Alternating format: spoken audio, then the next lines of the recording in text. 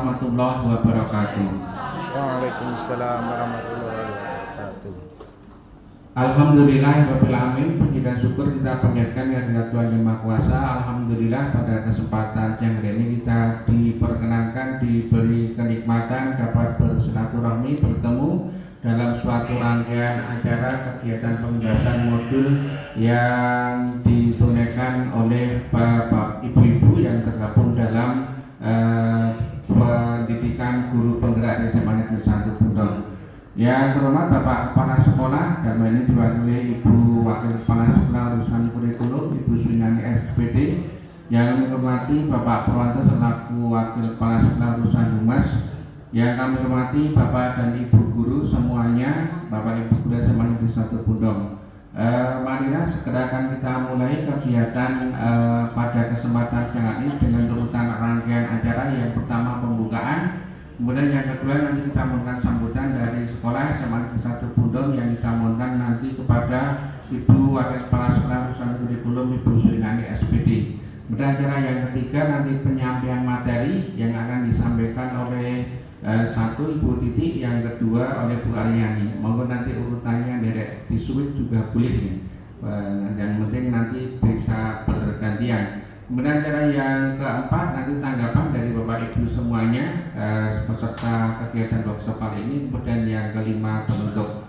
Demikian Bapak Ibu urutan rangkaian kegiatan pada siang hari ini. Masuk acara yang pertama pembukaan. Marilah kita awali, kita mulai kegiatan workshop ini dengan membaca doa sesuai dengan agama dan keyakinan kita masing-masing. Berdoa dipersilakan. Bismillahirrahmanirrahim. Berdoa cukup.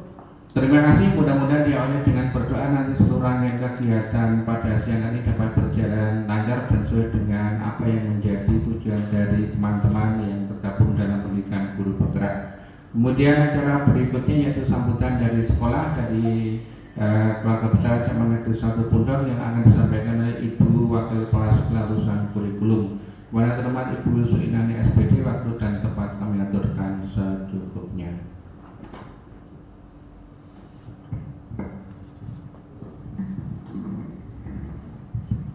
Terima kasih. Assalamualaikum warahmatullahi wabarakatuh.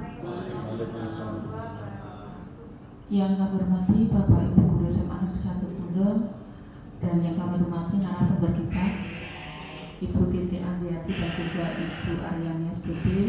Mohon maaf Bapak Ibu pada kesempatan siang hari ini berhubung Pak Kepala Sekolah ada kegiatan yang tidak bisa ditinggalkan sehingga pada siang hari ini tidak bisa mengikuti acara pengimbasan modul pendidikan guru penggerak. Bapak Ibu, kegiatan ini adalah serangkaian kegiatan yang memang dilaksanakan dan diselenggarakan oleh BPGB daerah istimewa Yogyakarta yang kalau tidak salah itu di tanggal 4 November itu ada kegiatan in, kemudian on, kemudian nanti akan ada in kedua lagi kalau tidak salah di tanggal 9 Desember. Jadi Bapak Ibu, pada kesempatan siang hari ini adalah kegiatan on yang memang dilaksanakan di sekolah masing-masing dan nanti akan disampaikan apa oleh-oleh yang memang kemarin sudah diikuti oleh narasumber kita. Nanti mohon Bapak Ibu untuk nanti kita belajar bersama ya. Mudah-mudahan nanti dengan apa yang disampaikan oleh narasumber pada siang hari ini berdua akan menambah kita wawasan dalam mengikuti perkembangan-perkembangan yang ada di kurikulum Merdeka. Amin. Dengan mengucap basmalah, kegiatan pengimbasan modul pendidikan guru penggerak pada siang hari ini saya nyatakan dibuka.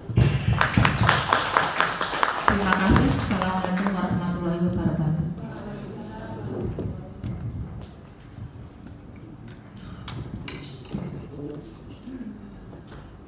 Terima kasih kami aturkan kepada Ibu Suinani SPD yang telah berkenan untuk membuka dan memberikan sambutan pada acara kegiatan pembahasan modul pendidikan guru penggerak di SMA Negeri 1 Bundong siang hari ini. Bapak Ibu yang kami hormati, acara berikutnya yaitu penyampaian materi. Untuk sesi yang pertama akan disampaikan oleh narasumber pertama Ibu Titi Andriati SPD. Kepada Ibu Titi, waktu dan tempat kami persilahkan. Untuk perlengkapan dan sebagainya monggo disesuaikan. Terima kasih. Bismillahirrahmanirrahim. Assalamualaikum warahmatullahi wabarakatuh. Waalaikumsalam. Yang terhormat Kepala Sekolah SMA Negeri 1 Bundong, Bapak Dr. Andes Sutrisno MPA. Yang kami hormati tim manajemen SMA Negeri 1 Bundong, Bapak Ibu guru serta teman-teman yang berbahagia. Tidak lupa marilah kita ucapkan puji syukur kehadirat Tuhan Yang Maha Esa yang telah melimpahkan rahmat serta hidayahnya kepada kita semua sehingga kita bisa berkumpul di tempat ini. Tidak lupa saya ucapkan terima kasih kepada Bapak Ibu guru, rekan semua yang telah menyempatkan waktu untuk mengikuti acara pada hari ini.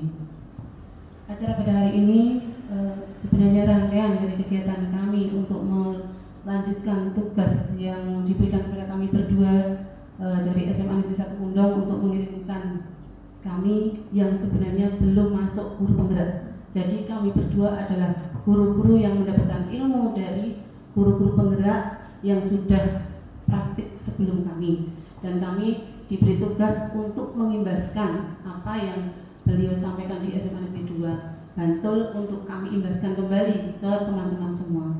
Nah, saya pikir ini merupakan kegiatan yang bisa digunakan untuk diskusi bersama karena kami juga belum kemarin karena keterbatasan waktu yang hanya sehari dan jadwalnya sangat padat, jadi belum bisa memahami dan mempraktikkan semua yang diberikan oleh guru kami. Untuk itu terima kasih atas kesempatan yang diberikan kepada kami. Pada siang hari ini kami akan menyampaikan sedikit materi yang kami peroleh di SMA Negeri 2 Bantul pada tanggal 4 bulan kemarin, yang nantinya akan kami laporkan hasil ini serangkaian dengan kegiatan kami praktik di kelas-kelas dengan siswa. Nanti kami akan menyusun laporan dan mohon doanya kami bisa menyelesaikan tugas ini dengan baik dan lancar. Terima kasih. Lanjut ke materi yang akan saya sampaikan terlebih dahulu, yaitu mengenai disiplin positif dan nilai-nilai universal.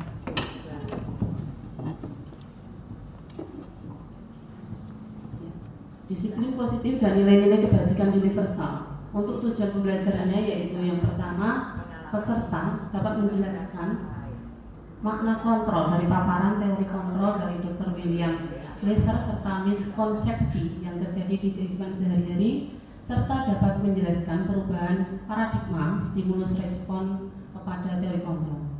Kemudian yang kedua, peserta dapat menjelaskan makna disiplin positif dan mengamati penerapannya di lingkungannya serta kaitannya adanya teori kontrol dengan 3 motivasi perilaku manusia. Yang ketiga, peserta menjelaskan pentingnya memilih dan menentukan nilai-nilai kebijakan yang akan diyakini dan disepakati oleh seluruh warga sekolah sehingga kelak akan tercipta sebuah budaya positif. Nah, sebelum kita masuk ke materi yang lebih jauh nanti, banyak yang akan kami sampaikan, tetapi untuk mengawali kegiatan ini kita bisa refleksi awal gitu ya, bahwa adanya peraturan ataupun tata tertib ataupun hukuman-hukuman perilaku yang pernah kita lakukan di sekolah, khususnya ketika kita mengajar. Ini kaitannya dengan guru dengan siswa dan adanya tata tertib di sekolah. Nah, ini memungkinkan kita itu sebenarnya, kami terutama ya, adanya mungkin mindset yang kurang tepat atau bagaimana. Nah, nanti ini kita diskusi, nanti di akhir ada sesi diskusi ya Pak. Sebenarnya ini nanti akan masuk ke dalam materi-materi selanjutnya untuk menuju ke kedisiplinan. Nah, ini biasanya kita akan menerapkan adanya hukuman dengan adanya tata tertib yang dilanggar oleh siswa. Nah, yang pertama, hukuman ini dapat mendisiplinkan anak. Nah, menurut Bapak Ibu, ini setuju atau tidak?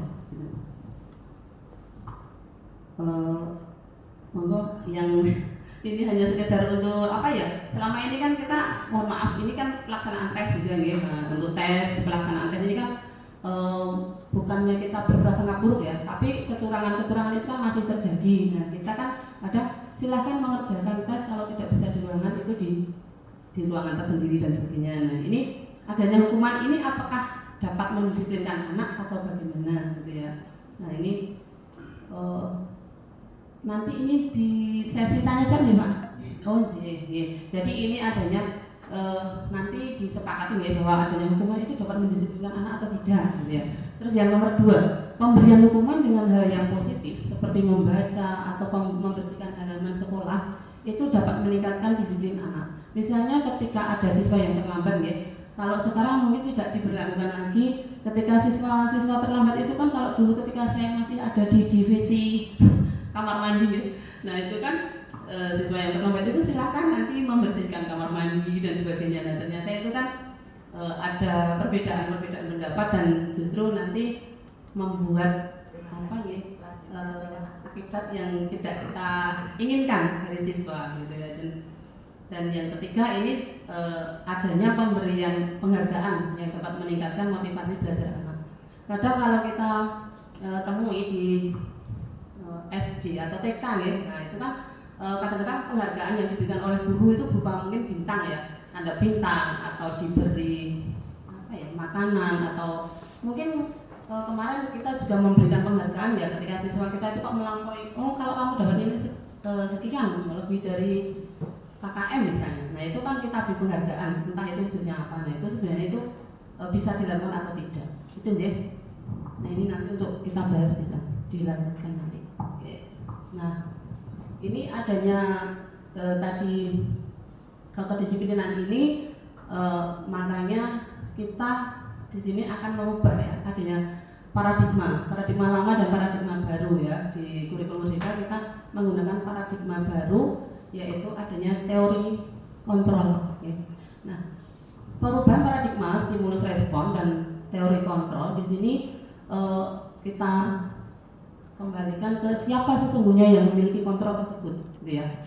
Pada teori stimulus respon itu kita mencoba mengubah orang agar berpandangan sama dengan kita. Sementara dengan adanya teori kontrol, kita itu berusaha memahami pandangan orang lain tentang dunia. Yang tentu saja masing-masing setiap orang itu punya pandangan yang berbeda, gitu ya.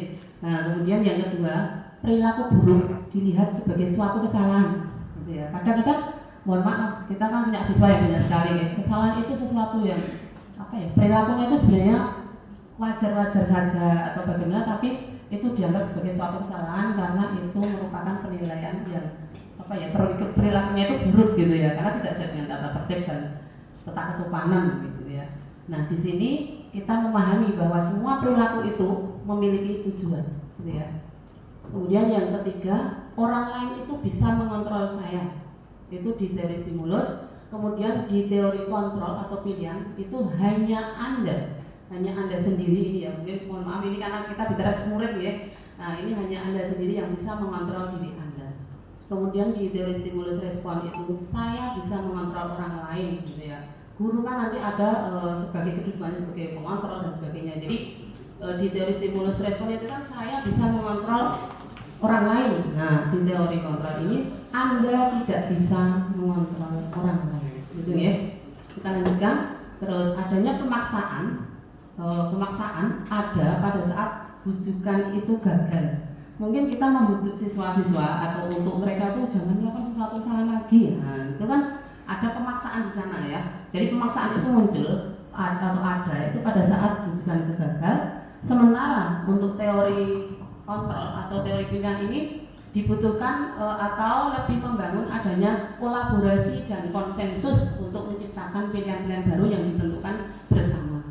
Kemudian di teori stimulus respon itu adanya model berpikir menang kalah, dan di teori kontrol atau pilihan itu model berpikir menang-menang. Di sini mungkin kita itu posisinya sebagai guru ya, guru mohon maaf, itu kan biasanya guru ya mohon maaf ada yang prinsipnya itu bukannya kok menangi diri, tapi kan kadang kita punya alasan ya. Saya kan guru, kamu kan siswa. Jadi kita kadang untuk mohon maaf menghakimi atau memberikan hukuman, memberikan sanksi, teguran kepada siswa itu kadang-kadang berpihak pada satu pihak ya. Kalau di posisi yang dimenangkan guru berarti yang menang kalah itu posisinya guru menang, muridnya kalah. Nah kalau kita, oh kebetulan anaknya memang taat aturan dan sebagainya, nah yang kalah itu gurunya, yang menang itu muridnya. Jadi di sini ada pihak yang menang dan kalah. Sementara di teori kontrol atau pilihan itu model berpikirnya itu menang semuanya. Jadi win-win solution. Jadi sama-sama tidak ada yang dirugikan dan tidak ada yang dikalahkan. Nah, di sini lanjut ya. Ini serangkaian sebenarnya semua yang ada di sini ini nanti akan kita sampaikan bersama ya. Jadi ini saya nanti hanya mungkin nanti kita ambil dari awal dulu, nanti bisa dilanjutkan Bu Aryani. Nah, kita di sini mau mencapai tadi dari judul awal, kita itu kan mau menciptakan atau membicarakan masalah disiplin positif gitu. Nah, untuk mencapai disiplin positif, di sini kita tadi menerapkan teori kontrol tadi ya. Karena kita, nah di sini teori kontrol yang ini yang kita gunakan. Nah, dari teori kontrol ini, nah di sini tadi yang pertama bahwa Anda tidak bisa mengontrol orang lain, hanya orang lain, hanya Anda sendiri yang bisa mengontrol diri Anda. Kemudian yang kedua, semua perilaku itu memiliki tujuan. Jadi kita yakin kita ini, mohon maaf, ini satu kelas 26 misalnya. Nah ini mesti punya tujuan masing-masing dalam belajar. Kemudian tadi ada berpikir yang menang-menang, gitu ya, bukan yang menang kalah. Kemudian adanya kolaborasi dan konsensus, kesepakatan untuk menciptakan pilihan-pilihan baru. Kemudian adanya realitas bahwa kebutuhan kita itu berbeda, ya. Kebutuhan kita dalam arti sini itu ketika belajar gitu ya, itu kita itu berbeda. Kemudian kita berusaha untuk memahami, yang penting ini, kita berusaha untuk memahami pandangan orang lain tentang dunia dan setiap orang itu memiliki gambaran masing-masing, gitu. Nah, dari teori kontrol, dari pilihan yang kita gunakan di sini, maka nanti kita akan menuju apa yang akan kita cari, kita sepakati untuk mencapai disiplin yang positif. Nah, di sini disiplin itu sendiri itu apa, gitu ya. Jadi kadang kita itu belajar untuk disiplin, belajar untuk mengontrol diri kita sendiri. Tapi kan kita kaitannya dalam satu kelas, dalam satu sekolah itu kan disiplin itu bisa tercapai suatu budaya di sekolah itu kan karena dari pribadi masing-masing. Jadi di sini makna disiplin itu kan kita belajar mengontrol diri dengan menggali potensi kita agar tercapai tujuan mulia. Tujuannya apa? Yaitu untuk menjadi sesuatu atau seseorang yang kita inginkan berdasarkan nilai-nilai yang kita hargai. Mohon maaf, sebenarnya di kelas-kelas kita, di setiap kelas nih, itu ada nilai-nilai karakter nih, 18 karakter kalau tidak salah. Nah, itu sebenarnya kan kita di sekolah kita itu sudah menerapkan sebelum adanya ini belum diterapkan kurikulum merdeka ya. Kurikulum merdeka itu kita sudah, ini loh 18 karakter yang bersifat nanti nilai-nilainya itu universal gitu ya. Nilai-nilai universal yang diyakini oleh semua pihak ya. Nah, kemudian untuk mencapai disiplin, nah ini tadi semua perilaku itu, mohon maaf, saya terlalu cepat ya? Maaf. Setelah pengen rampung. Nah, semua perilaku itu memiliki tujuan. Nah, tujuan ini kan tentu kita melakukan sesuatu itu punya motivasi ya.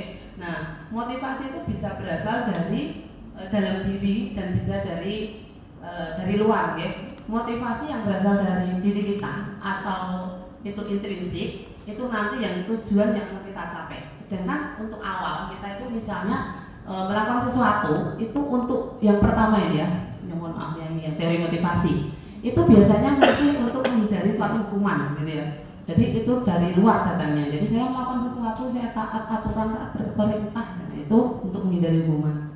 Kemudian yang kedua itu juga untuk mendapatkan imbalan gitu ya. Imbalan itu nanti bentuknya macam-macam ya, ada penghargaan, ada hadiah dan sebagainya. Kemudian yang ketiga, nah ini yang akan kita capai gitu ya, untuk menghargai diri kita sendiri sehingga muncul motivasi dari dalam diri, karena kita itu pada hakikatnya manusia itu punya tadi ya, tujuan yang sama dan ada nilai-nilai universal kebaikan yang akan kita capai bersama untuk bisa diyakini nanti di akhir ini kita akan punya sebuah keyakinan kelas. Mohon maaf, di kelas saya di 10B itu awal itu kita sudah punya, meskipun ada tata tertib ya, di awal itu siswa itu sudah menandatangani tata tertib peraturan yang dibuat oleh sekolah, itu kita punya kesepakatan dan saya yakin Bapak Ibu guru itu masing-masing punya kesepakatan ketika mau mengajar di kelas, mohon maaf, misalnya dengan kelas KKO, ya silakan saya beri waktu 5 menit. Nah, kalian silakan makan, minum, merapikan baju, merapikan tempat untuk apa ya, kita belajar biar kita nyaman.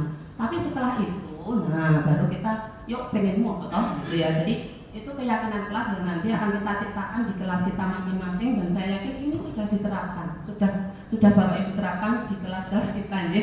Nah itu kalau di kelas 10B itu saya disuruh tanda tangan sama anak-anak, tidak boleh pacaran di kelas, meskipun itu di tata tertib sudah ada ya Pak Imam. Jadi di tata tertib itu sudah ada semuanya ya. Jadi tapi kan anak-anak kadang di tata tertib, mohon maaf, itu tidak ada aturan kok kalau tidak piket didenda gitu ya. Jadi itu kan ditulis gitu ya. Jadi menjadi kesepakatan bahwa oh kita itu pengennya yodo tertib bayar piket gitu ya. Meskipun sudah ada cleaning set, ada yang membersihkan itu, tapi kalau di kelas-kelas kan mohon maaf masih kita latih untuk tetap melaksanakan piket gitu. Nah itu bisa disepakati, nek sik piket bagaimana gitu ya. Nah itu nanti di keyakinan kelas gitu. Nah ini terus kita lanjutkan ke posisi tadi ya, posisi kontrol. Kita guru itu ada di posisi kontrol di sini, bahwa guru itu nanti di sini bisa 5 posisi kontrol itu sebagai penghukum, mohon maaf, sebagai pembuat rasa bersalah, sebagai teman, sebagai pemantau, dan sebagai manajer yang nanti akan kita untuk menjadi teman dan sebagainya. Nanti ada segitiga restitusi ya Pak ini. Nah di segitiga restitusi nanti ada tujuannya untuk menstabilkan identitas dulu, kemudian validitas kebutuhannya apa, dan menanyakan keyakinan siswa itu terhadap adanya keyakinan kelas yang telah disepakati tadi ya. Gitu. Terus kita tidak lepas dari tadi yang 5 kebutuhan dasar manusia ya. 5 kebutuhan dasar manusia kita di sini bareng-bareng ya dengan siswa itu kan belajar. Nah, kebutuhannya itu juga sama. Siswa itu juga bertahan hidup, dia juga butuh apa ya? Penguasaan, adanya rasa kasih sayang dan rasa ingin diterima. Kemudian adanya kesenangan dan adanya kebebasan. Ini cukup begini dulu ya. Nanti bisa dilanjutkan di akhir sih. Oke, nah tadi ketika kamu tujuannya mau menciptakan disiplin positif ya. Nah kita tanya menanyakan pada diri sendiri nih ya. Apakah strategi penerapan disiplin di sekolah kita itu sudah efektif gitu ya. Nah jika sudah, perilaku apa yang menunjukkan? Sudah ya. Nah jika belum, apakah masih ada yang perlu ditinjau ulang atau diubah?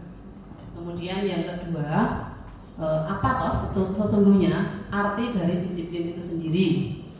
Oke, apa kaitannya dengan nilai-nilai kebajikan universal tadi yang sebenarnya nilai-nilai itu sudah ada diyakini ya, di tempat kita dituangkan dalam 18 nilai-nilai karakter.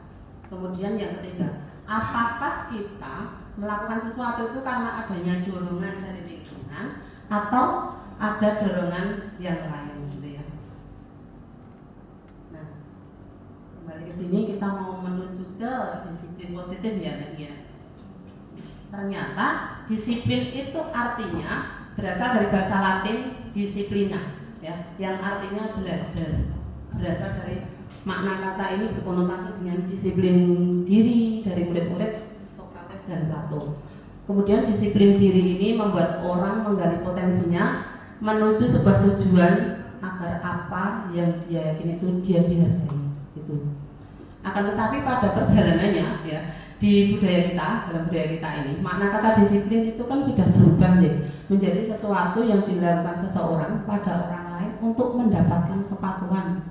Nah, kecenderungan umum adalah menghubungkan kata disiplin ini menjadi sesuatu ketidaknyamanan, bukan dengan ada apa yang kita hargai atau pencapaian sesuatu yang mulia dari sebuah disiplinan. Jadi disiplin itu sebenarnya berasal apa ya, dari kata disiplina yang artinya belajar, tapi sudah bergeser maknanya ya. Hanya kata-kata yang sebenarnya itu mengalami pergeseran makna dan sebagainya. Nah ini belajar ini, disiplin yang artinya belajar ini sudah bergeser dalam budaya kita. Makna disiplin itu telah menjadi sesuatu untuk mendapatkan kepatuhan. Kalau dia tidak patuh atau tidak disiplin, otomatis itu namanya suatu pelanggaran. Gitu ya.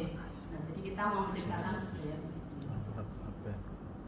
Kemudian yang untuk mendasari kedisiplinan itu tadi, disiplin positif ya. Disiplin positif itu berasal dari nilai-nilai kebajikan universal. Nah, apa toh nilai-nilai kebajikan itu? sifat positif manusia yang merupakan tujuan yang ingin dicapai oleh setiap individu. Nilai-nilai tersebut bersifat universal nanti, lintas bahasa, suku bangsa, agama, maupun latar belakang.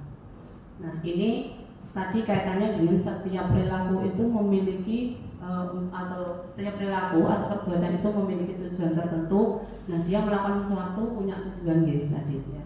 Terus dengan mengaitkan nilai-nilai yang diyakini oleh seseorang, maka motivasi intrinsiknya itu akan terbangun, sehingga kalau motivasi intrinsiknya itu terbangun akan menggerakkan motivasi dalam diri untuk mencapai suatu tujuan mulia yang diinginkan.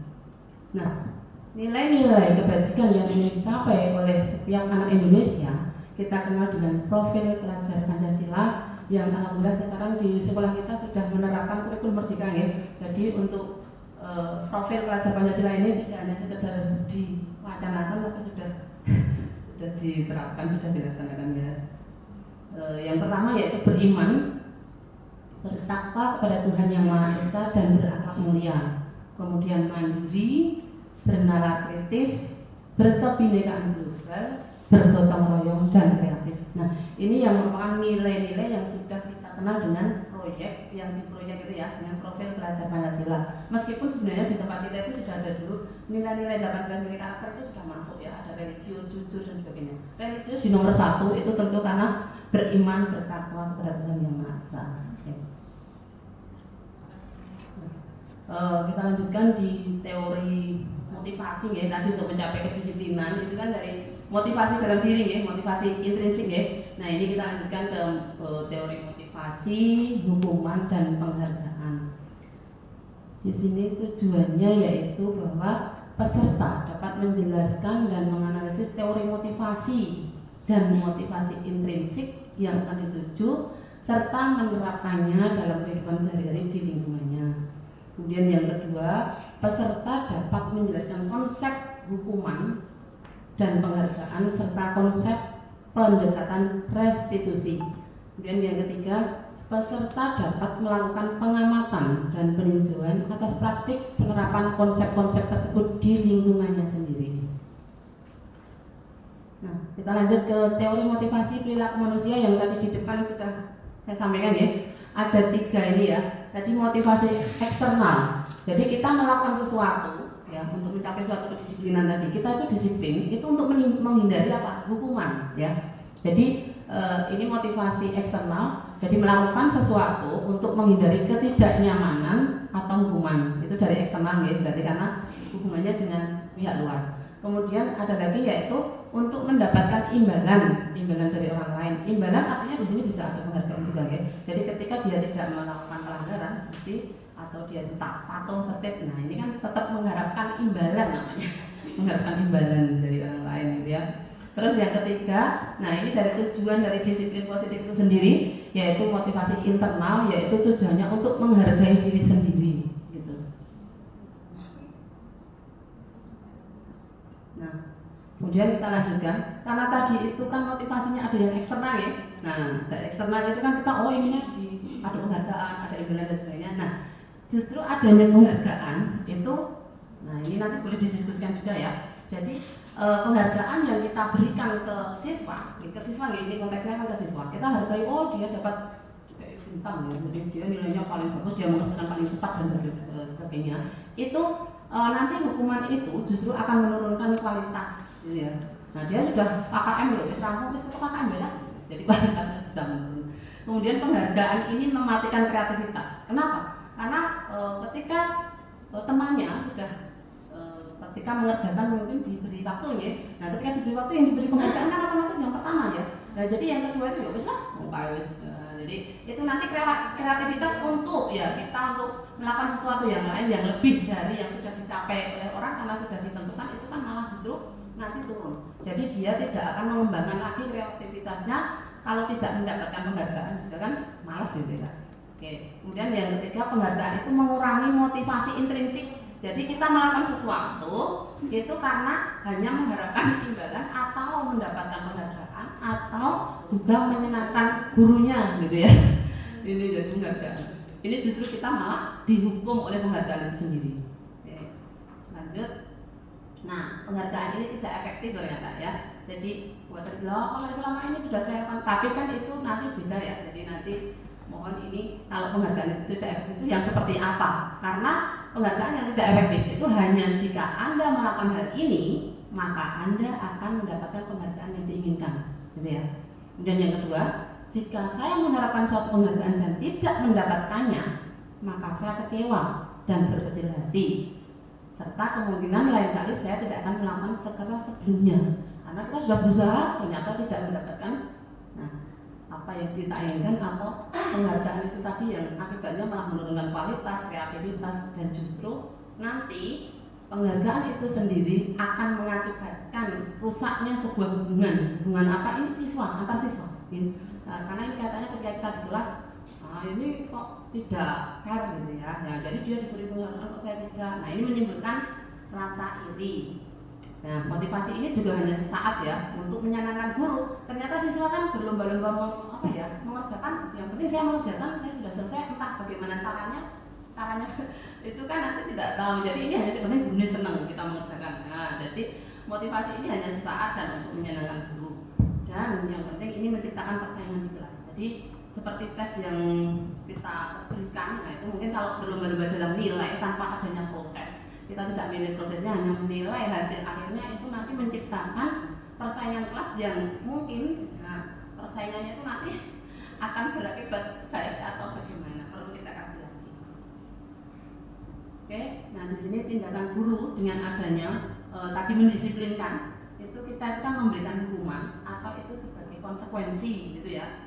Nah ini tindakan guru. Biasanya kita itu kan menyuruh kita ada yang sudah melakukan ya mungkin ini ya pengalaman bahwa disuruh catat ya 100 kali di dalam buku. Misalnya kan saya tidak akan terlambat lagi membuat pernyataan, mengulang tulisan dan sebagainya. Nah itu sebenarnya sebuah hukuman. Kemudian disuruh lari mengelilingi lapangan basket, karena dia terlambat belajar di sekolah, itu juga sebuah hukuman. Terus murid diminta untuk push up 15 kali apabila tidak menggunakan masker. Ini dulu ya, misalnya sekarang kan banyak sekali, mohon maaf, di kelas-kelas itu kita juga siswa itu kan sakit, mohon maaf, flu ya, itu tapi banyak yang tidak pakai masker, sudah dianggap tidak ada virusnya lagi gitu ya. Kemudian menggantikan kertas tugas teman yang telah dicoret-coretnya. Jadi di sini itu kan kadang-kadang tindakan teman-teman itu karena ya sudah SMA gitu kan, kadang aneh-aneh gitu ya.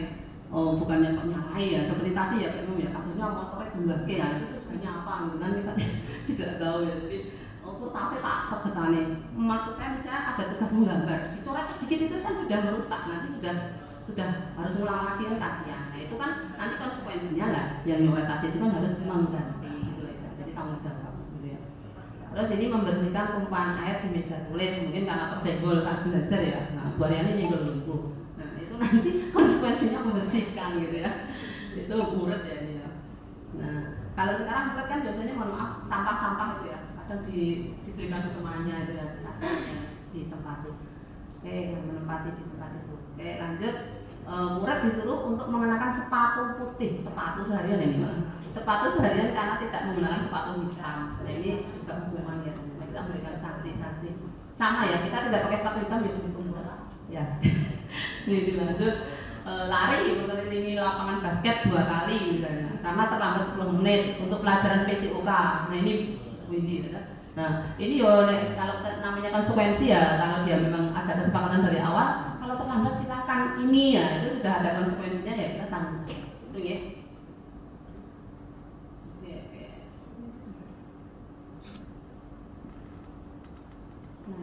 Nanti udah ya, oke. Nanti Bu Aryani mesti dengar gitu. Mohon maaf saya banyak salah. Ini dilanjutkan teman saya. Nanti kalau ada tanya jawab diskusi bisa kita lanjutkan di sesi akhir ya. Terima kasih waktu saya berikan kepada Ibu Aryani Susanti SPD. Terima kasih. Sebelum sampaikan Bu Aryani, kita sepakati nanti untuk tanggapan dan masukan dan pertanyaan dari Bu Aryani dijawab pas sesi tanggapan atau lain-lain. Ini kita setelah Bu Titi menyampaikan materinya, dilanjutkan materi dari Bu Aryani Susanti. Dipersilakan kepada Bu Aryani untuk memulai presentasi.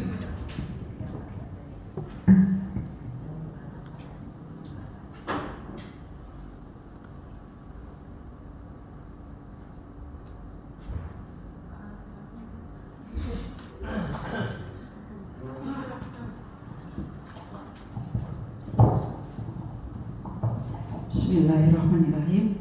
Assalamualaikum warahmatullahi wabarakatuh. Waalaikumsalam warahmatullahi wabarakatuh. Terima kasih untuk waktu yang diberikan kepada saya. Dan sebenarnya yang saya sampaikan di sini hanya menambah sedikit saja dari apa yang disampaikan oleh Bu Titi.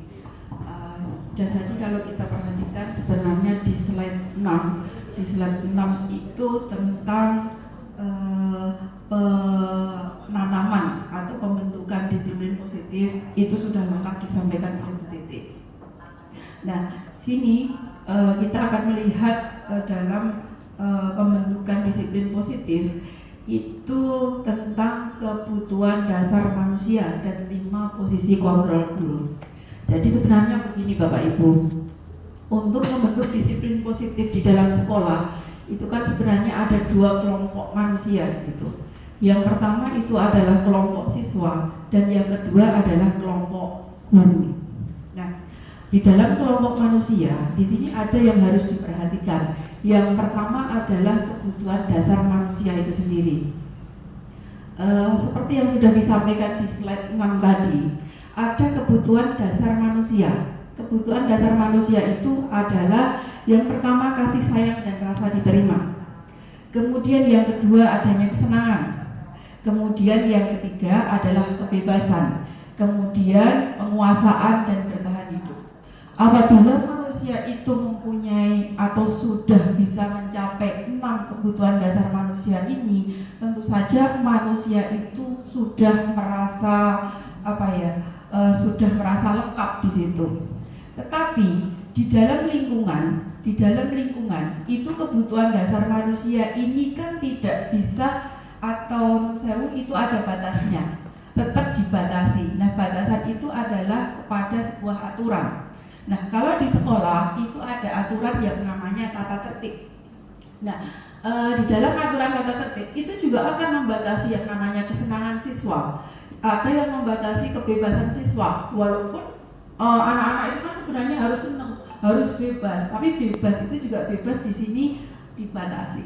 Ada kebutuhan rasa kasih sayang dan rasa diterima, tapi apakah mereka bebas berkasih sayang di situ? Tetap ada batasan dalam tata tertib, dilarang berpacaran misalnya dan sebagainya.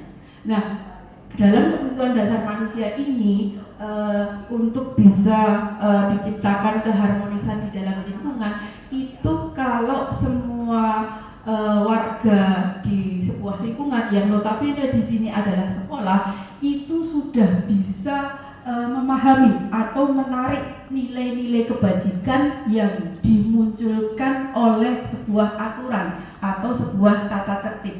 Jadi tata tertib itu bukan tidak dianggap sebagai momok atau batasan, tetapi kalau semua warga sekolah itu sudah menarik atau mengambil nilai-nilainya, maka akan bisa menyimpulkan atau akan bisa melakukan bahwa tata tertib itu adalah sesuatu yang dibuat agar kita itu bisa hidup dalam keharmonisan. Lanjut ya Bapak Ibu. Nah, untuk selanjutnya, karena ada 2 kelompok tadi. Yang pertama adalah kelompok siswa dan yang kedua adalah kelompok guru dalam manusia yang ada dalam lingkungan sekolah tadi. Nah, kelompok siswa ini adalah kelompok yang menjadi sasaran untuk atau bisa membudayakan budaya positif atau sering disebut disiplin positif. Nah, kemudian kelompok yang satu adalah kelompok guru. Nah, guru di sini peranannya adalah sebagai kontrol. Nah, dalam kontrol itu sebenarnya ada 5 posisi kontrol guru di sini. Nah, nanti kita akan melihat diri kita, posisi kontrol kita itu berada di mana. Nah, guru sebagai kontrol di sini adalah sebagai motivator atau yang memberi motivasi kepada anak agar bisa mendapatkan identitas diri atau bisa menarik nilai-nilai kebajikan yang diberikan oleh sebuah aturan di sini. Nah, dari motivasi atau dari kontrol guru yang di sini nanti akan kita lihat itu ada 5 posisi kontrol, itu akan ada 2 hal yang bisa dicapai. Yang pertama adalah identitas gagal. Berarti nanti identitas yang dicapai siswa itu dianggap gagal. Kemudian yang kedua, identitas itu berhasil, atau bisa dikatakan bahwa disiplin positif itu bisa tercapai oleh anak didik. Nah, disiplin atau identitas gagal itu kalau kita lihat dari tabel yang ada di papan, itu yang pertama kalau guru itu sebagai penghukum. Penghukum itu misalnya guru itu menghardik anak-anak, misalnya begini. Ada anak yang terlambat. Nah, ada yang anak yang terlambat, kita tidak apa ya? Kita apatis, tidak tahu kenapa anak itu terlambat dengan alas-alasannya. Yang penting kue carry. Pokoknya saiki kue kalian lari keliling lapangan. Dan di sini nanti yang akan kita capai adalah seperti yang disampaikan oleh Bu Titi tadi, menang kalah. Nah, menang kalah. Dalam posisi guru itu sebagai penghukum, nanti yang akan didapat adalah benar dan salah. Saya yang benar dan kamu yang salah. Maka yang salah itu wajib mendapatkan hukuman. Kemudian yang kedua, membuat orang merasa bersalah. Nah, ini kan biasanya guru itu juga alay-alay lebay gitu Bapak Ibu. Misalnya seperti kelas saya di kelas KKO. Nah, anak-anak itu kan sering tidur Bapak Ibu, sering tidur. Kemudian kita juga beberapa hari ini itu kan sering kali kita meninggalkan kelas, tetapi juga bukan kosong loh Bapak Ibu, tapi meninggalkan tugas. Nah kita ketika kita mengecek di kelas, ya Allah Cah, kok kowe iki do turu, ya Allah, kuwi digarap tugase. Berarti ora tau nek gone dhewe kuwi diamati saka CCTV. Nah nek diamati saka CCTV nek kowe do turu ngono kuwi, ra iku mosok disalahke Bu Aryani tok. Bu Aryani niku terus dipanggil. Jadi seolah-olah itu apa ya? Anak-anak itu menjadi bersalah karena apa? Guru itu nanti yang dianggap atau yang menjadi korban dari kelakuan anak-anak. Nah, dari dua posisi ini, penghukum dan pembuat orang bersalah, oh ternyata ini adalah menciptakan identitas yang gagal. Nah, identitas yang berhasil itu yang seperti apa Bapak Ibu? Yang pertama adalah ketika guru itu bisa berperan sebagai teman. Kemudian yang kedua, guru itu bisa berperan sebagai pemantau. Nah, ketika guru bisa sebagai teman dan guru bisa sebagai pemantau, identitas berhasil atau sukses di sini pun masih tetap di dalam tanda kutip. Atau apa? Disiplin positif itu sebenarnya belum dicapai. Karena apa? Sifatnya hanya sementara. Nah, guru sebagai teman di sini adalah guru itu melindungi siswa, melindungi kesalahan-kesalahan siswa. Misalnya seperti ini, kalau kelas saya ada yang tidak pakai sepatu, sepatu sita Pak Imam, tenang wae, Pak Imam kan soulmate-ku, mengko tak jupuke. Kemudian juga di sini sebagai pemantau. Nah, sebagai pemantau berarti anak itu melakukan tata tertib. Itu karena ada pantauan dari guru. Karena apa? Seolah-olah ada malaikat mereka yang mengikuti. Tapi ketika tidak ada guru, mereka akan kembali kepada semula. Nah, ini identitas berhasil, tetapi masih sementara. Nah, seperti apa posisi kontrol itu yang sebenarnya seharusnya itu ada pada diri guru, yaitu sebagai manajer. Nah, kalau guru itu posisinya nanti sebagai manajer, itu akan bisa menciptakan disiplin positif, di mana anak-anak itu bisa mencapai kontrol diri, seperti yang disampaikan Bu Titi tadi. Kontrol diri. Mereka itu sudah paham terhadap kesalahannya, kemudian sudah sampai pada tahap solusi. Kemudian juga tanpa diawasi, mereka itu sudah apa ya, ibaratnya nilai-nilai itu atau aturan-aturan itu sudah menjadi self, sudah menjadi diri mereka. Nah, kemarin itu juga sempat saya tanyakan kepada mentor di SMA 2 kemarin, saya tanyakan, loh Pak, kalau di SMA itu masalah anak, itu bukan masalah yang muncul di sekolah. Nah, masalah-masalah yang muncul di sekolah itu biasanya kalau kita tarik benang merahnya itu adalah masalah-masalah yang sebenarnya dibawa dari dunia lain. Bisa dibawa dari kelompoknya, bisa dibawa dari keluarganya. Nah, kalau kita itu tidak sebagai teman, tentu saja kita tidak bisa membuka apa atau sebenarnya masalah mereka. Nah, itu kemarin kita diberikan pencerahan. Ya, seperti itu adalah sebagai teman. Tapi kalau sebagai teman itu hanya sebatas kita mengorek saja, Bu. Tapi kalau kita sebagai manajer, berarti ketika kita sudah mengorek dan kita nanti sudah bisa mengambil solusi dan anak sudah bisa mendapatkan solusi, berarti kita sudah berperan sebagai manajer di sini. Nah, ini adalah bedanya sebagai teman, sebagai pemantau dan sebagai manajer. Itu ya, Ibu. Oke. Mungkin untuk lebih jelasnya kita bisa melihat videonya biar tidak ngantuk. Kita tadi belum berdoa Bismillahirrahmanirrahim. Bismillahirrahmanirrahim.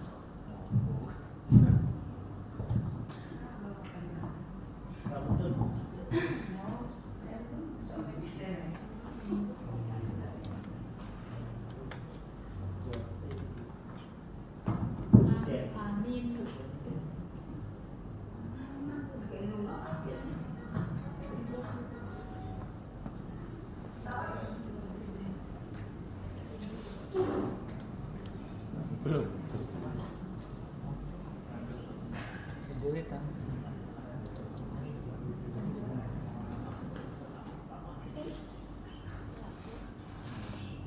Iya.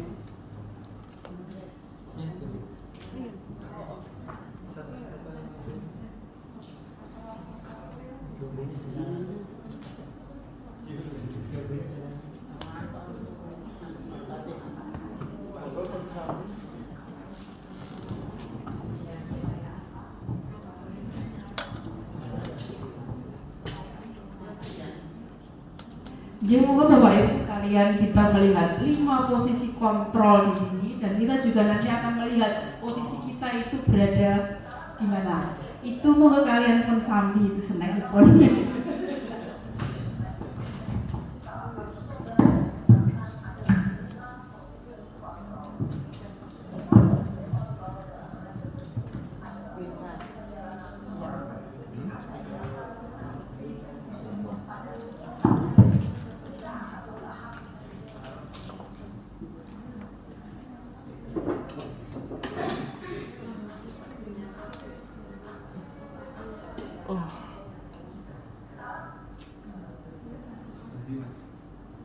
Apa nih?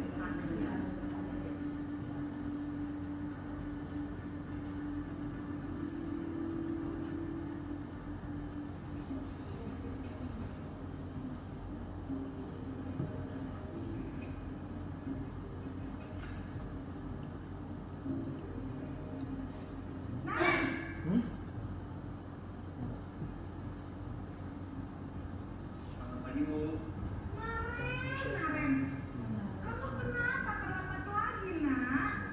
Ya Tuhan, Naren. Kamu senang ya bikin ibu susah ya? Kalau kamu terlambat lagi, nanti itu yang ditegur bapak kepala sekolah, nak. Oh, untuk itu. Duh, gimana ini? Duh, Gusti Naren. Kamu suka ya kalau ibu ditegur bapak kepala sekolah? Terus, sekarang ibu harus tulis apa ini di buku absen? Ini kamu sudah sering terlambat loh. Ibu harus apa coba? Maaf sekali.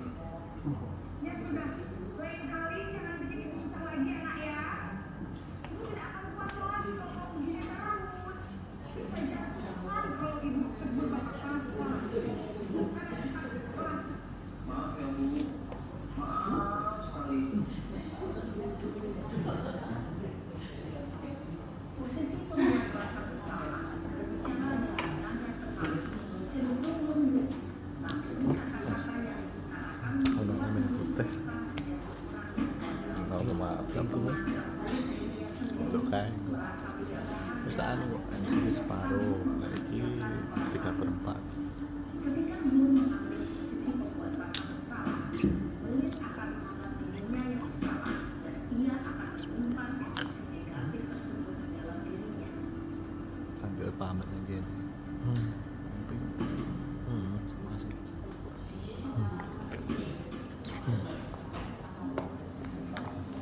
Saya nilai sing 4. Ya.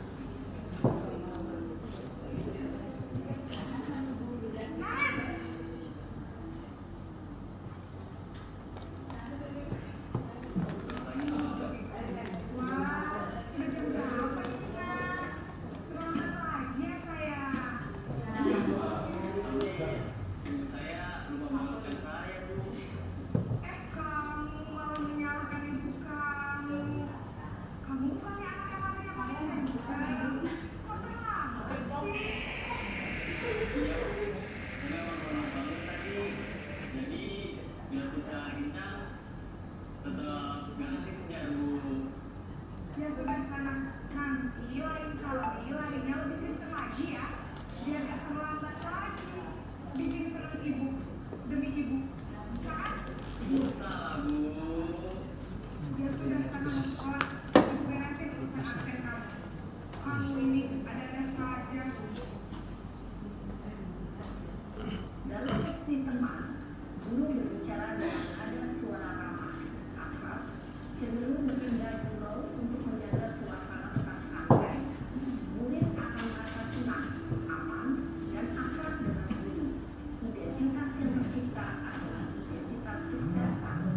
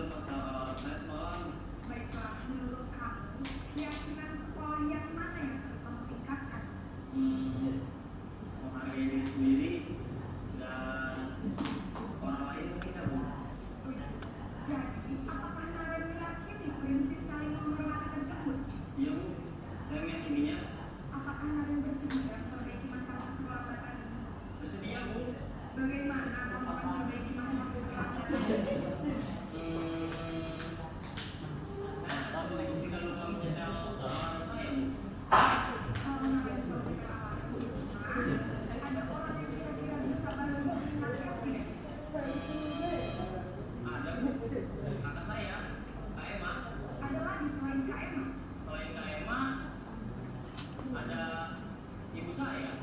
Baik, jadi yang mengingatkan Aren adalah Kak Emma dan Ibu kamu ya. Kira-kira akan mulai alarm kapan nih Aren? Setelah pulang sekolah akan segera saya lakukan. Baik, jadi Karen akan setel alarm untuk bangun besok pagi dan akan diingatkan oleh kakak dan ibu dan Aren ya. Ada lagi yang mungkin perlu dilakukan Aren agar tidak terlambat bangun lagi? Tidak ada, Bu. Baik Aren, terima kasih untuk kerjasama kamu. Sekarang kamu perlu kembali ke kelas untuk belajar. Baik, Bu. Terima kasih. Posisi manajer adalah posisi kontrol yang disarankan untuk membimbing murid memiliki sikap disiplin yang positif, yaitu murid yang mandiri, bertanggung jawab, dan dapat memecahkan masalah. Tujuan dari posisi ini adalah agar murid dapat refleksi atas tindakannya.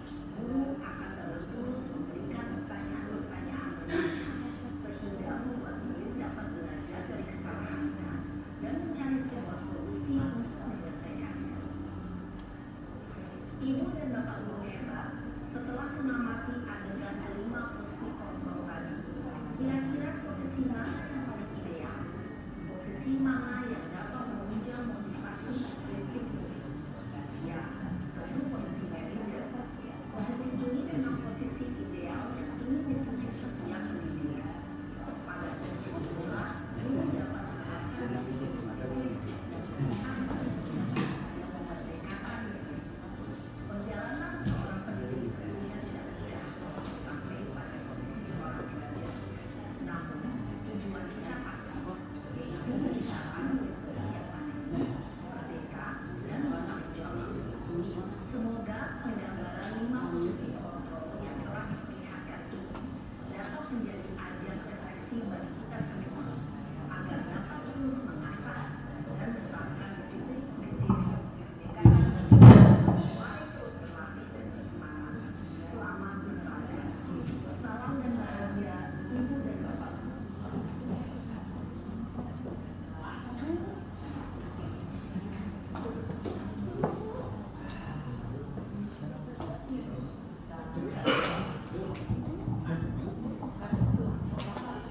Ya, kita lanjut ya Bapak Ibu. Kita tadi sudah menyaksikan videonya bagaimana 5 posisi kontrol yang biasanya ada pada guru sebagai motivator, yaitu video guru dengan menghukum atau membuat orang merasa bersalah, teman, pemantau, dan manajer.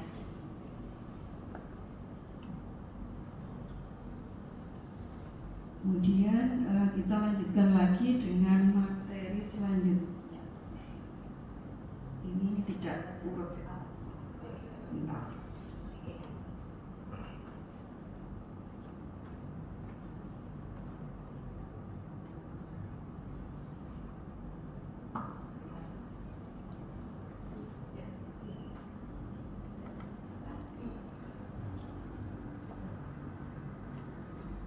Ya, mohon maaf tadi ada yang kelewatan.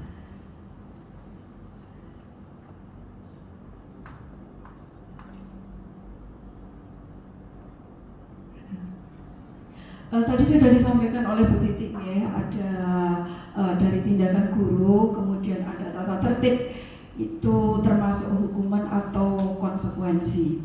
Nah, untuk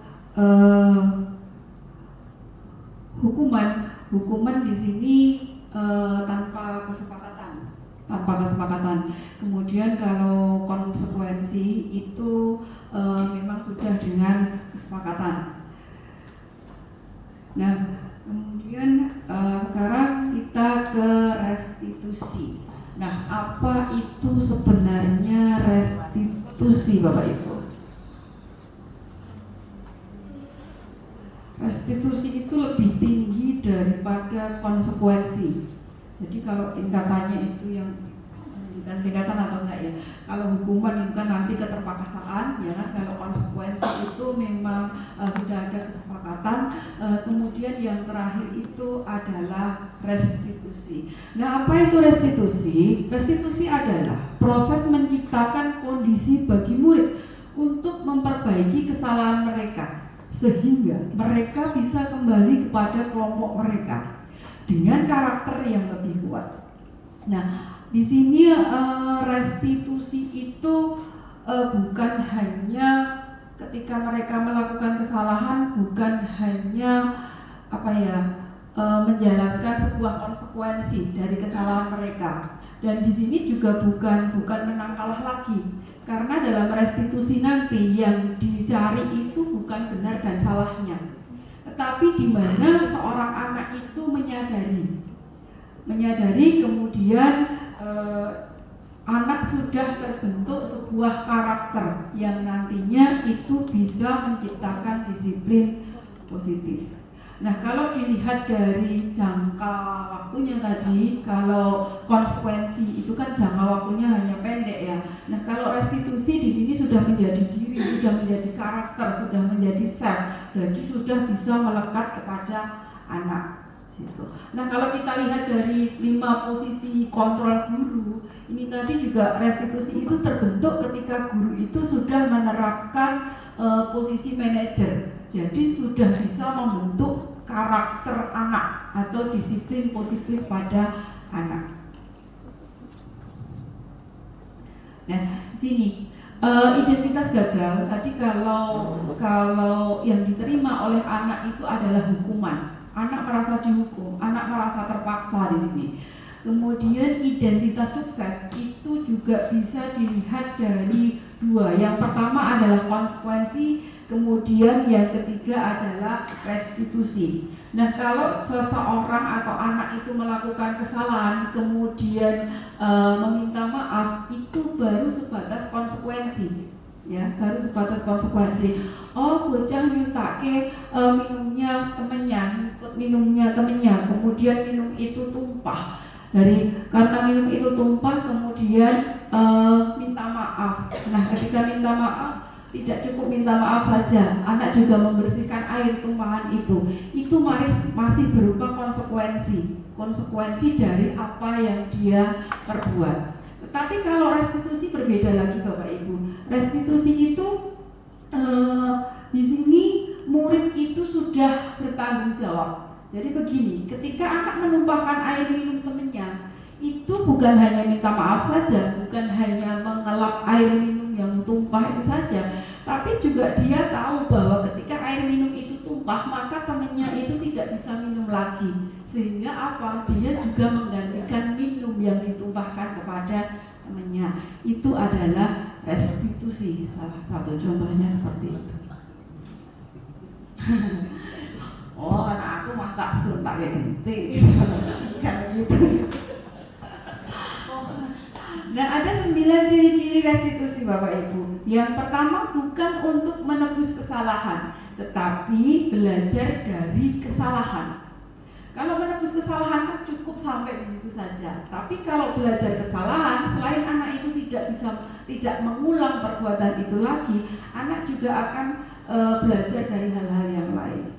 Kemudian yang kedua itu memperbaiki hubungan. Kemudian yang ketiga itu tawaran, bukan paksaan. Kemudian yang keempat, restitusi menuntun untuk melihat ke dalam diri.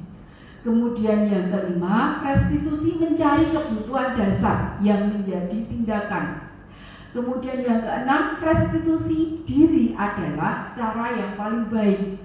Kemudian yang ketujuh, restitusi fokus pada karakter, bukan tindakan. Kemudian yang kedelapan, restitusi fokus pada solusi. Jadi bukan menang atau kalah, siapa yang benar, siapa yang salah. Tapi di sini adalah menang-menang. Jadi tidak ada yang benar, tidak ada yang salah. Tapi adanya adalah solusi. Dan semuanya menerima, semua pihak itu menerima. Kemudian yang ke-9, restitusi mengembalikan murid yang berbuat salah pada kelompoknya. Maksudnya seperti ini. Biasanya anak yang berbuat salah itu kan terkucilkan, tidak diterima. Nah, dengan restitusi ini anak bisa kembali ke kelompoknya di situ.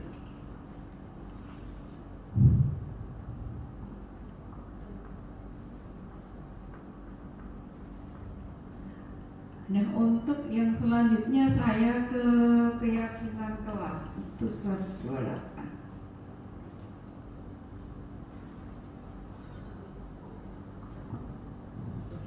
Nah, setelah restitusi kita ke keyakinan kelas ya Bapak Ibu.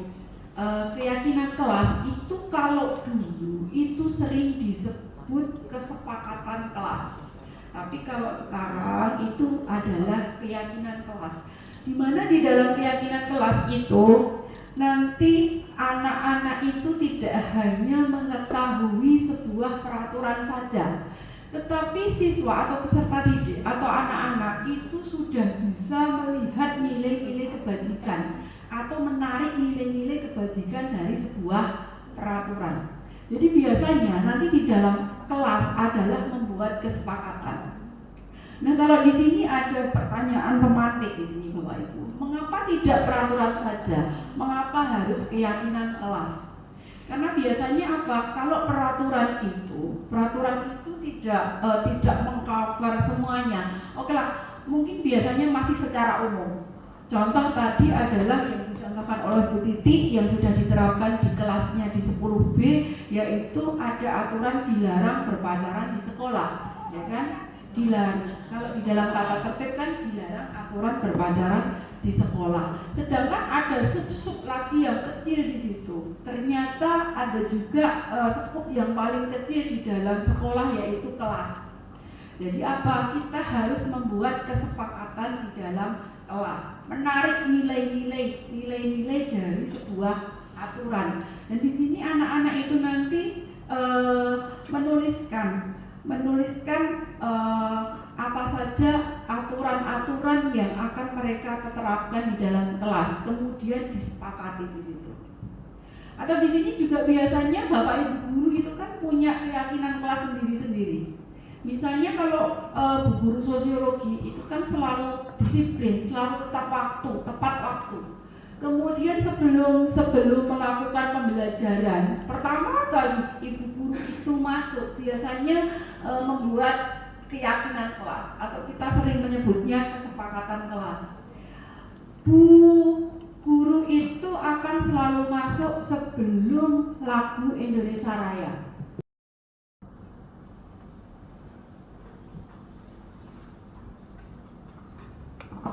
Nah, di sini kita melihat gambar segitiga restitusi ya Bapak Ibu. Nah, di gambar segitiga restitusi ini nanti di dalamnya ada siswa dan juga ada guru. Nah, dalam segitiga restitusi ini nanti guru sudah berperan sebagai manajer. Nah, dalam segitiga restitusi itu ada 3. Yang pertama, ketika ada permasalahan, itu yang pertama adalah menstabilkan identitas. Kemudian yang kedua adalah validasi kebutuhan. Dan yang ketiga, menanyakan keyakinan. Nah, yang pertama, menstabilkan identitas di sini adalah dalam menstabilkan identitas, kita itu meyakinkan kepada siswa bahwa sebuah kesalahan yang dialami siswa itu bukanlah sebuah kesalahan fatal.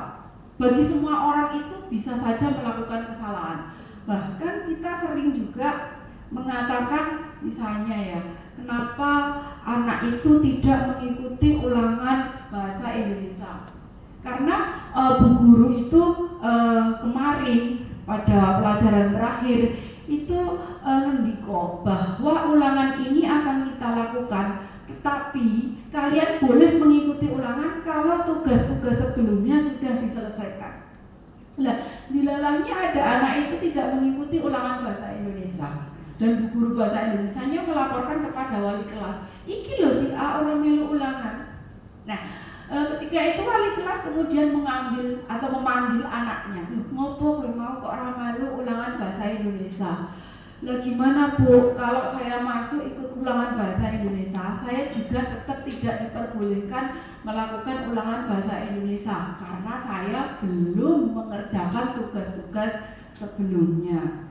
Nah, di sini kita tidak bisa menjudge kalau di dalam restitusi, segitiga restitusi penyelesaian masalah kita tidak bisa menjudge bahwa anak itu salah. Ya kamu memang nggak bisa ulangan karena kamu sudah salah, karena tidak mengerjakan tugas-tugas sebelumnya. Tapi tidak seperti itu. Sebagai manajer di dalam segitiga restitusi kita menanyakan alasannya. Kenapa anak itu tidak mengerjakan tugas-tugas sebelumnya? Oh pula kemarin itu simbah saya itu sakit di rumah sakit. Kemudian simbah saya meninggal sehingga sampai saat ini saya belum bisa mengerjakan tugas. Itu kan sebuah alasan yang tepat juga. Dan kita tidak menjadinya bahwa anak itu salah. Dan kita menerapkan aturan kita anak tidak bisa memperbolehkan ulangan, itu kan juga sebenarnya harus melihat alasan-alasan tersebut. Nah di sini pada menstabilkan identitas, guru pun biasanya seperti itu memaklumi, bahkan mengatakan mungkin kalau saya di posisimu, saya juga bisa melakukan kesalahan seperti itu. Tidak hanya kamu, ibu pun pernah melakukan kesalahan yang serupa misalnya. Itu adalah menstabilkan identitas anak. Kemudian yang kedua, validasi kebutuhan. Nah, validasi kebutuhan di sini adalah ketika anak melakukan kesalahan tadi, kemudian guru sebagai manajer itu akan menanyakan, sebenarnya kebutuhan kamu itu apa? Ya saya itu pinginnya ya bisa ikut ulangan Bu. Tapi kan karena alasan saya tadi, saya tidak bisa mengikuti ulangan. Nah sekarang di sini guru mengembalikan. Nah, kalau kamu ingin ulangan, terus kamu sekarang tidak masuk ke kelas, menghindari bu guru bahasa Indonesia dan malah bersembunyi di kantin, apakah masalahmu itu akan terselesaikan? Nah, dari di sini anak akan mengambil atau berpikir, oh iya berarti cara saya itu, anak akan menyadari di sini tidak dengan menghindari sebuah masalah. Kemudian yang ketiga adalah menanyakan keyakinan. Menanyakan keyakinan itu apa kesepakatan atau nilai-nilai kebajikan yang sudah disepakati oleh guru bahasa Indonesia tadi. Oh, kesepakatannya dengan guru bahasa Indonesia adalah saya ulangan tetapi setelah menyelesaikan tugas-tugas sebelumnya. Nah, di sini guru akan memberi saran dan anak nanti akan sampai kepada titik mengambil atau bisa mengontrol dirinya sendiri. Berarti apa? Anak ini akan meminta maaf kepada guru dan berjanji bahwa dia akan menyelesaikan tugas, kemudian meminta ulangan. Dan itu akan berlaku selanjutnya. Maka sudah terbentuk self atau anak sudah bisa mengontrol dirinya sendiri. Nah inilah yang disebut restitusi dengan segitiga restitusi.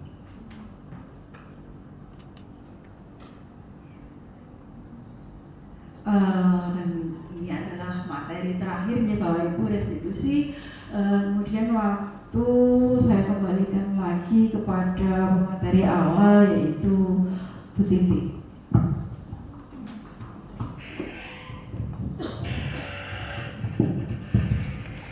Demikian tadi Bapak Ibu materi yang sangat lengkap dari teman saya. Mungkin kalau dirasa cukup nanti bisa apa ya?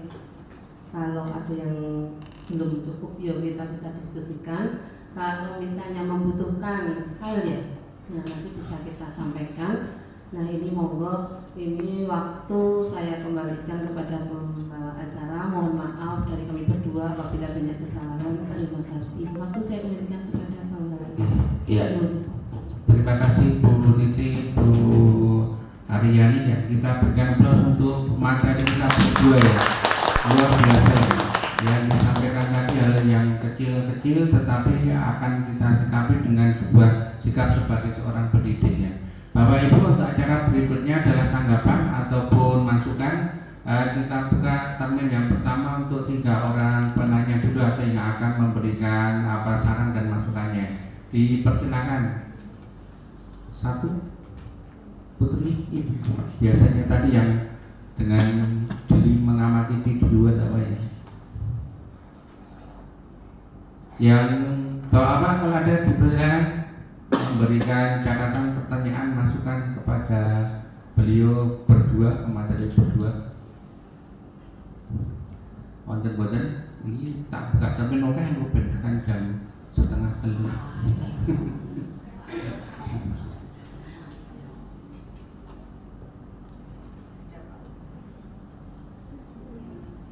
Ada Bu Hamzah, monggo dimulai, dipersilakan pada Bu Hamzah untuk memberikan catatan atau masukannya kepada Bu siapa, dipersilakan, monggo.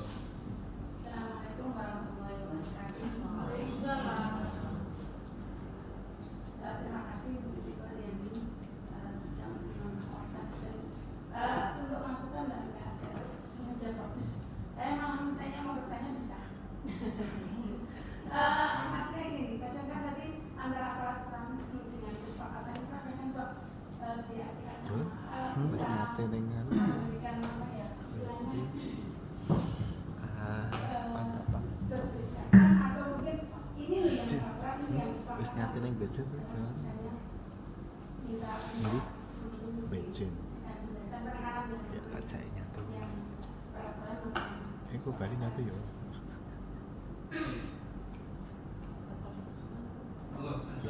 Bu Aryani atau Bu Titi atau gantian, monggo. Terima kasih kami aturkan kepada Alhamdulillah yang memberikan masukan kepada kami.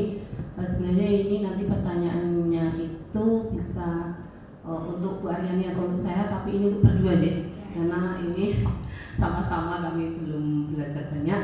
Nah ini tadi kalau kaitannya dengan peraturan itu, dengan keyakinan itu, apakah tidak salah suruh nih? Artinya ini peraturannya, ini keyakinannya begitu ya. Nah tadi seperti sudah dijelaskan Bu Aryani, ketika kita mau mendisiplinkan, di tempat saya kan mendisiplinkan, tujuan kita itu mendisiplinkan siswa, disiplin positif itu kan dibangun dari internal, dari ekstrinsik, ya, dari dalam diri siswa itu. Nah, ketika kita akan membangun sebuah keyakinan kelas yang berawal dari nilai-nilai positif dari masing-masing individu, dari masing-masing siswa, mohon maaf kemarin kita di kelas praktik ya, untuk membuat kesepakatan keyakinan kelas di masing-masing di kelas yang belum ada. Nah, itu kan keyakinan kelas yang kita sepakati bersama itu kan berasal dari nilai-nilai yang tadi ya, yang merupakan nilai-nilai universal. Nilai-nilai universal yang di sekolah kita alhamdulillah sudah ada 18 karakter. Nah, 18 karakter itu ada religius dan sebagainya yang nanti dikenal dengan nama profil pelajar Pancasila. Nah, itu kita membuat sebuah keyakinan kelas atau kesepakatan kelas itu tentu saja tidak akan keluar dari peraturan. Karena dalam peraturan itu sebenarnya ketika kita masuk, mohon maaf ya, wali kelas dan guru-guru itu kan sudah menyosialisasikan adanya tata tertib sekolah ini, tata tertib yang sudah ditandatangani oleh siswa yang masuk dan bermaterai. Tetapi mohon maaf, kadang tata tertib itu kan dibuat oleh sekolah. Itulah yang namanya peraturan yang sepihak. Karena itu kan belum, ketika siswa masuk itu ada tata tertib yang harus ditandatangani, itu peraturan itu dibuat oleh sekolah, tapi siswa belum ikut dalam pembuatannya karena anak-anak itu kan sebagai siswa berarti tertib masuk ke sekolah ini aturannya seperti ini. Nah, kita membuat keyakinan kelas yang nanti akan kita terapkan bersama ketika mengajar itu kan tidak akan keluar dari aturan atau peraturan atau tata tertib yang ada di sekolah ini. Karena tata tertib itu sudah menyangkut banyak sekali. Misalnya untuk mohon maaf tidak memakai perhiasan, nah itu saja kan sudah ada di tata tertib. Tidak boleh pacaran misalnya, itu sebenarnya juga sudah ada. Tidak tertib, tidak mengganggu kepentingan orang lain. Sebenarnya itu sebenarnya sudah ada dalam tata tertib. Hanya ketika kita itu di waktu sosialisasi kan tidak detail gitu ya. Jadi ketika meyakinkan, membuat suatu keyakinan kelas itu kan siswa dari masing-masing siswa itu istilahnya ditanya kamu itu pengennya seperti apa toh kalau sekolah gitu kan. Kita kembali ke tujuan itu apa toh sekolah ini kan bukan untuk menyenangkan saya, kamu mengerjakan tugas kan orang menyenangkan gurunya toh gitu ya, bukan untuk mendapatkan nilai bagus kan.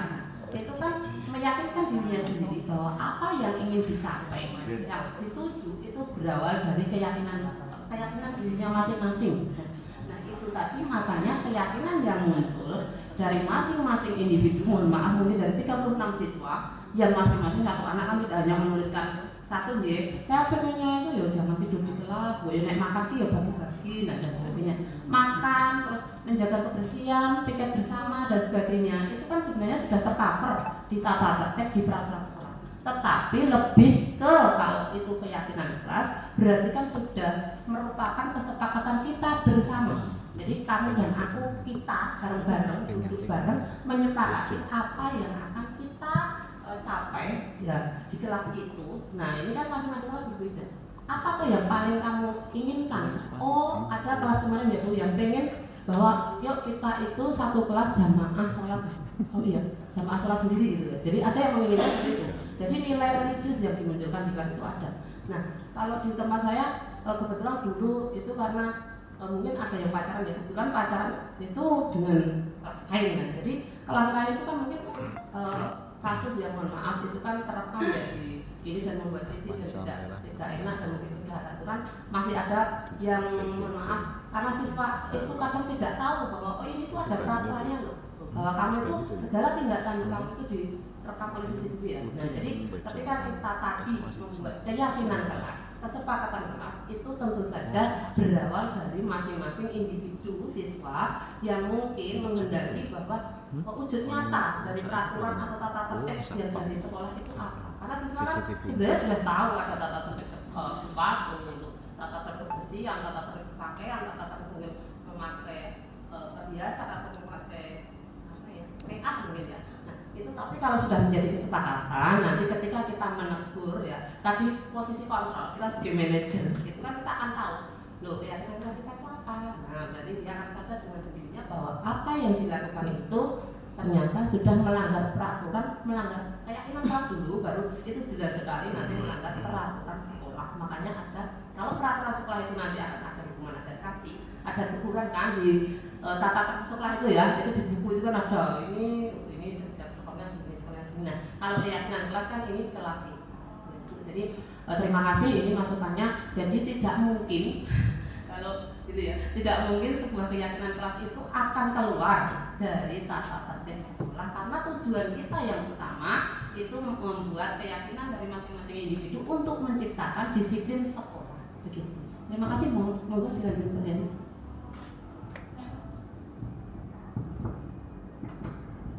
Cukup dari penanya Bu Anggala sudah menyampaikan dan terjawab oleh narasumber ya. Baik Bapak Ibu masih ada waktu, kalau masih ada pertanyaan jelas terakhir. Monggo Bu Siti, monggo. Terima kasih. Assalamualaikum warahmatullahi wabarakatuh. Waalaikumsalam warahmatullahi wabarakatuh. Pertama luar biasa.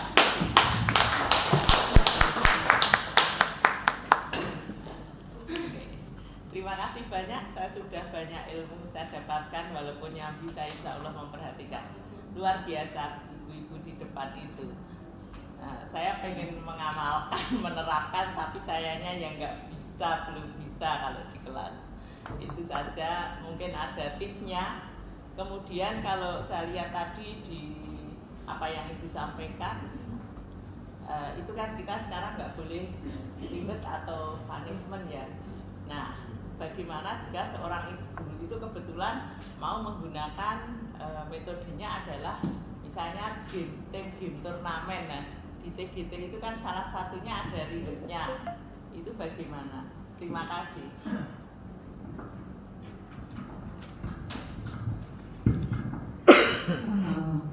Ini matur nuwun kepada Bu Yayu ya. Di sini saya akan menyampaikan sedikit dan mungkin nanti akan dijawab yang lebih jelas oleh Bu Titi. Yang pertama tadi Bu Yayu ya, bahwa kita itu tidak boleh memberikan reward begitu, memberikan reward karena apa? Sebuah hadiah itu bisa juga sebagai hukuman. Maksudnya tadi yang disampaikan Bu Titik di slide berapa ya tadi ya, dengan adanya reward, dengan adanya itu adalah sebuah hukuman, itu kadang-kadang seorang anak itu sudah berusaha keras, pengen sesempurna mungkin, tetapi masih ada yang lebih baik dari anak itu, sehingga apa yang mendapat reward itu adalah teman yang lain, sehingga reward itu akan menjadi sesuatu yang menyakitkan bagi anak yang sudah berusaha keras tapi tidak mendapatkan reward. Nah, kalau dikaitkan dengan metode yang disampaikan oleh Ibu tadi, sebenarnya di sini untuk reward itu kan seorang anak, kita itu memanusiakan anak atau tidak membeda-bedakan anak. Itu reward itu sebenarnya bisa diberikan kepada semua anak. Jadi kita itu mempunyai nilai sendiri-sendiri terhadap anak. Mungkin yang satu diberikan reward itu karena bisa atau tepat waktu, selalu masuk tepat waktu, selalu membersihkan kelas. Nah, anak-anak itu kan punya kelebihan sendiri-sendiri. Nah, reward itu bisa diberikan kepada anak sesuai dengan kelebihannya masing-masing gitu, sehingga tidak menimbulkan kecemburuan atau iri gitu.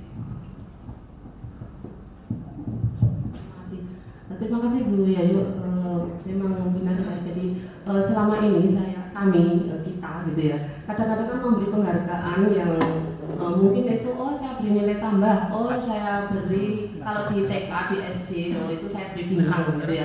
Nah, kaitannya dengan metode yang kita gunakan ketika kita itu mungkin pas mengajar, itu kan memang ada seperti di sini ya, penghargaan itu menciptakan persaingan di kelas, ya. Nah, persaingan di sini kan mestinya persaingan yang positif. Jadi mesti kita itu biar kelas itu biar hidup gitu ya. Artinya dengan metode apa kalau kita itu biar anak-anak itu berlomba-lomba dalam kebaikan ya. Jadi biar anak-anak itu cepat-cepat mengerjakannya, paling bagus mengerjakannya, paling tepat kalimatnya, paling runtut mungkin ya. Dari sisi mohon maaf, di tempat saya itu kan banyak sekali yang bisa dinilai.